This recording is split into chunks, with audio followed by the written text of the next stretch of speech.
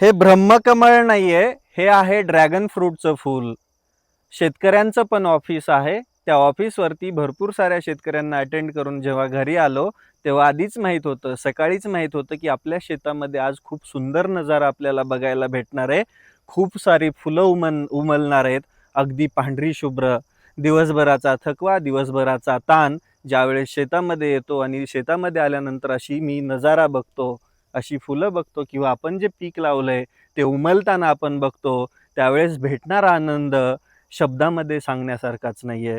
शेतकरी मित्रांनो, ज्यावेळेस शेती करायचा निर्णय घेतला, खूप अडचणी आल्या, खूप संकट आली, पण तो निर्णय टिकवत असताना, त्या निर्णयाला पुढे घेऊन जात असताना एकच माहीत होतं, या शेतीमधून मला कमी पैसे भेटले तरी चालतील, पण मी या शेतीमधून समाधानी असेल, या शेतीमधून भेटणाऱ्या गोष्टींमधून मी सुखी असेल आणि आज ती वस्तुस्थिती आहे. शेतकरी मित्रांनो, या फुलाकडे बघा. किती निरागस, किती कोमल आणि किती सुंदर आहे हे. हे बघण्यासाठी शेतकरी म्हणूनच जन्मावं लागतं, शेतकरी म्हणूनच जगावं लागतं. शेतकरी मित्रांनो, शेती अवघड जरी असली, तरी शेती केल्यानंतर ती 100% होते. आपल्याला फक्त आपल्या निर्णयावरती ठाम राहावं लागतं.